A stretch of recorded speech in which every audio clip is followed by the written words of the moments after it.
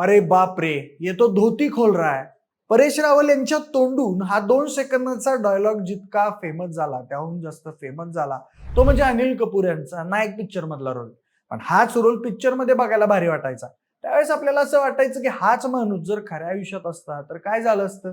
गोरगरिबांचे, शेतकऱ्यांचे, middle class लोकांचे, लहान मुलांचे, महिलांचे निर्णय चुटकी सरशी सुटले असते. पण हा आपण फक्त तेव्हा विचारच करायचो. हीच गोष्ट आता सत्यात उतरली आहे. फक्त इथं भारत नाही आहे तर हा देश वेगळा आहे. नेपाळ. नेपाळमध्ये जेनझी मुलांचं आंदोलन होऊन तिथलं सरकार कोसळलं हे आपण काही महिन्यांपूर्वी बघितलंच. पण आता तिथं नव्यानं रुजू झालेल्या रॅपर असलेल्या बालेन शाह यांनी असे काही निर्णय घेतले ज्याची चर्चा आता जगभर होऊ लागली आहे. पंतप्रधान पदाची शपथ घेतल्यानंतर बालेन शाह यांनी काय धाडसी निर्णय घेतले, त्यांची जगभर चर्चा का होतीये, त्यांची राजकारणाची जेनझी स्टाईलची सिस्टीम कशी चालते हेच आपण या व्हिडिओच्या माध्यमातून जाणून घेणार आहोत. नमस्कार, मी प्रथमेश. तुम्हाला तर माहितीये आपला विषयच भारी. मंडळी, नेपाळच्या राजकारणात सध्या एका नायक हिरोची चर्चा आहे आणि तो हिरो म्हणजे बालेन शाह. 35 वर्षीय रॅपर आणि स्ट्रक्चरल इंजिनियर असलेल्या बालेन शाह यांनी नुकतीच नेपाळच्या पंतप्रधान पदाची शपथ घेतली आहे. काठमांडूचे महापौर असताना त्यांनी ज्या पद्धतीने कामाचा धडाका लावला होता तीच नायक स्टाईल आता त्यांनी देशाच्या सर्वोच्च पदावर बसल्यानंतरही कायम ठेवली आहे. त्यांच्या कार्यपद्धतीमुळे आणि अवघ्या 10 दिवसात घेतलेल्या धाडसी निर्णयामुळे संपूर्ण दक्षिण आशियाचं लक्ष नेपाळकडे वेधलं गेलंय. सुरुवातीला ते एक लोकप्रिय रॅपर म्हणून तरुणांची क्रेज बनले, नंतर काठमांडूचे स्वतंत्र महापौर झाले. तिथे त्यांनी जुन्या आणि भ्रष्ट व्यवस्थेला ज्या प्रकारे आव्हान दिलं त्यामुळे नेपाळमधील जेनझी पिढीने त्यांना आपला नेता मानलं. 2025 मधील तरुण पिढीच्या आंदोलनानंतर झालेल्या निवडणुकात त्यांच्या राष्ट्रीय स्वतंत्र पक्षाने विजय मिळवला आणि बालेन शाह हे जगातील सगळ्यात तरुण देशाध्यक्षांपैकी एक बनले. त्यांच्या शपथविधीनंतरच्या पहिल्या 10 दिवसात त्यांनी घेतलेले निर्णय खरोखरच नायक चित्रपटातील अनिल कपूरच्या पात्राची आठवण करून देणारे आहेत. सत्तेत येताच त्यांनी सर्वात पहिला मोठा धक्का दिला तो म्हणजे प्रशासकीय सुधारणांचा. नेपाळमध्ये मंत्रालयांचा पसारा खूप मोठा होता जो केवळ राजकीय सोयीसाठी वाढवण्यात आला होता. बालेन शाह यांनी एका झटक्यात मंत्रालयांची संख्या कमी करून ती 17 वर आणली. अनावश्यक खर्च टाळण्यासाठी आणि कामात कन्सिस्टन्सी आणण्यासाठी त्यांनी सरकारी विभागांमधील राजकीय हस्तक्षेप पूर्णपणे बंद केला आहे. सरकारी कर्मचारी, शिक्षक आणि प्राध्यापक कोणत्याही राजकीय पक्षाशी आणि त्या संबंधित संघटनांचे सदस्य असू शकत नाहीत असा कडक नियम त्यांनी लागू केला, ज्याला आपण ब्युरोक्रेसीमधील शुद्धीकरण म्हणू शकतो. त्याची सुरुवात त्यांनी प्रत्यक्ष ऍक्शन घेऊन केली. त्यानंतर दुसरा एक सगळ्यात मोठा आणि महत्त्वाचा निर्णय म्हणजे मेरिटला दिलेलं प्राधान्य. बालेन शाह यांनी भारत, ऑस्ट्रेलिया आणि दक्षिण आफ्रिकेसह 6 देशातील नेपाळच्या राजदूतांना तातडीनं परत बोलावलंय. हे राजदूत मागील सरकारांनी राजकीय शिफारसींवरून नेमले होते. परराष्ट्र सेवेमध्ये आता केवळ एक्सपिरियन्स्ड आणि तज्ज्ञ लोकांचीच नियुक्ती होईल असा त्यांचा पवित्रा आहे. या निर्णयाने त्यांनी स्पष्ट संकेत दिले आहेत की आता या सिस्टीममध्ये वशिलेबाजी चालणार नाही. त्यासोबतच आरोग्य आणि शिक्षण क्षेत्रातही त्यांनी क्रांती घडवायला सुरुवात केली आहे. प्रायव्हेट हॉस्पिटलमध्ये 10% बेड गरिबांसाठी मोफत राखणं अनिवार्य केलं असून त्याची अंमलबजावणी न झाल्यास कडक कारवाईचा इशारा दिलाय. प्रशिक्षण क्षेत्रात त्यांनी शाळांमधील पॉलिटिकल युनिट्स बंद करून तिथं विद्यार्थी काउन्सिल स्थापन करण्याचे आदेश दिले आहेत.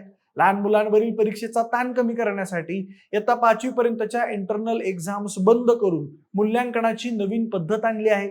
महिलांच्या सुरक्षेसाठी त्यांनी 7ही प्रांतात मोफत ब्लू बस सेवा सुरू करण्याचा निर्णय घेतलाय, ज्याचं काम वेगाने सुरू झालंय. त्यासोबतच बालेन शाह यांनी भ्रष्टाचाराला आळा घालण्यासाठी प्रतिपक्ष या नावाची वेबसाईट सुद्धा सुरू केली आहे. त्यांनी पोर्टल अशा वेळी लॉन्च केलाय जेव्हा देशातील जनता जुन्या आणि पारंपरिक राजकीय व्यवस्थेला कंटाळली होती.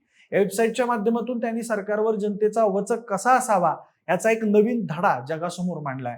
प्रतिपक्ष पोर्टलची अंमलबजावणी तांत्रिकदृष्ट्या अत्यंत प्रगत आणि वापरकर्त्यांसाठी सोपी ठेवण्यात आली आहे. या पोर्टलचं सगळ्यात महत्त्वाचं वैशिष्ट्य म्हणजे लाईव्ह ट्रॅकिंग.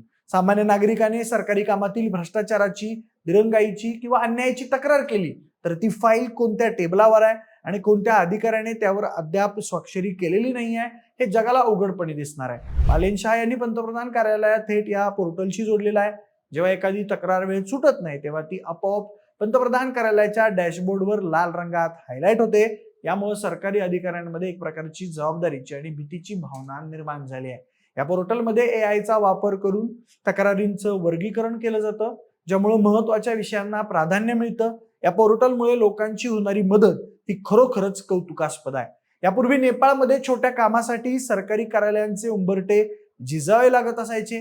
पण आता प्रतिपक्षामुळे लोकांचा आवाज थेट सत्तेच्या सर्वोच्च माणसांपर्यंत पोहोचत आहे. त्याचबरोबर भ्रष्टाचार करताना, वरिष्ठ अधिकाऱ्याची तक्रार करताना कोणालाही आपल्या जीवाची किंवा नोकरीची भीती वाटणार नाही अशी सुरक्षित यंत्रणा येत आहे. याशिवाय रस्ते बांधणी, आरोग्य सेवा आणि शिक्षण क्षेत्रातील निधीचा वापर कसा होतोय याचा ऑडिट रिपोर्टही या वेबसाईटवर सार्वजनिक केले जातात. त्यामुळे सामान्य माणसाला आपल्या टॅक्सचा पैसा कुठे जातो हे स्पष्टपणे समजते. बालेन शाह यांची ही डिजिटल प्रतिपक्ष आयडिया नेपाळमधील जेनझी पिढीसाठी एक मोठं अट्रॅक्शन ठरली आहे. या पोर्टलमध्ये पहिल्या 10 दिवसात हजारो प्रलंबित प्रकरणांचा निपटारा झालाय. लोकांनी याला डिजिटल क्रांती असं नाव दिलंय. जेव्हा सरकार स्वतःहून आपल्याला विरोधक म्हणून प्रश्न विचारण्याची संधी देतं तेव्हा लोकशाही खऱ्या अर्थानं मजबूत होते. हा संदेश बालेन शाह यांनी या माध्यमातून दिलाय. प्रशासकीय कामात येणारी आडकाठी दूर करण्यासाठी हे पोर्टल आज नेपाळमधील प्रत्येक नागरिकाच्या मोबाईलमधील महत्वाचं साधन बनलंय, ज्याने एका नव्या पारदर्शक सिस्टीमची सुरुवात केली आहे. त्याचबरोबर त्यांनी पंतप्रधान पदाची शपथ घेतल्यानंतर त्यांचा फायर मोड ऍक्टिव्ह केला. त्याने गुन्हेगारी विश्वात खळबळ उडाली आहे. त्यांच्या आदेशानंतर पोलिसांनी काठमांडू आणि आसपासच्या परिसरातून अवघ्या काही दिवसात 195हून अधिक गुंडांना आणि दंगेखोर लोकांना अटक केली आहे. यामध्ये केवळ सामान्य गुंडच नाही तर राजकीय हात असलेले 33 मोठे गँगस्टर्स देखील गजाआड झाले आहेत. बालेन शाह यांनी गृह मंत्रालयाला स्पष्ट सांगितलं होतं की सामान्यांच्या सुरक्षेच्या आड येणारा कोणताही माणूस, मग तो कितीही मोठा असला तरी त्याला सोडलं जाणार नाही. त्यांच्या या धडाकेबाज फायर मूडमुळे खंडणीखोर आणि दादागिरी करणाऱ्या अनेक टोळ्यांनी आता नेपाळ सोडून पळ काढलाय. बालेन शाह यांचा हा फायर मोड अत्यंत नियोजनबद्ध आणि आक्रमक होता. त्यांनी स्वतःच्या पहिल्या मंत्रिमंडळ बैठकीतच गौरी बहादूर कार्की आयोगाच्या शिफारसी लागू करण्याचा निर्णय घेतला आणि थेट ऍक्शन मोड मध्ये आले. या कारवाईचं धक्कादायक वैशिष्ट्य म्हणजे त्यांनी केवळ रस्त्यावरच्या गुंडांनाच नाही तर व्हाईट कॉलर गुन्हेगारीलाही लक्ष केलं. त्यामध्ये माजी पंतप्रधान के पी शर्मा ओली आणि माजी गृहमंत्री रमेश लेखक यांसारख्या हाय प्रोफाईल व्यक्तींनाही चौकशीच्या फेऱ्यात घेत अटक करण्यात आली. ही अटक करण्याची पद्धत अत्यंत वेगवान होती. मध्यरात्री आणि पहाटेच्या सुमारास छापेमारी करून पुरावे गोळा करत या सगळ्यांना ताब्यात घेण्यात आलं. गुंडांना अटक करताना बालेन शाह यांनी पोलिसांना पूर्ण स्वातंत्र्य दिलं, पण त्याचसोबत पारदर्शकताही राखली. काम करा किंवा खुर्ची सोडा हा त्यांचा बाणा प्रशासनात दिसल्यामुळं पोलिसांच्या कार्यक्षमतेत मोठी वाढ झाली आहे. या कारवाईत गुंडगिरी, तोडफोड आणि फसवणुकीच्या गुन्ह्यांमध्ये सहभागी असलेल्यांवर कठोर कलम लावण्यात आली असून त्यांना रिपीट ऑफेंडर्स म्हणून वर्गीकरण करण्यात आलंय, जेणेकरून त्यांना सहज जामीन मिळणार नाही.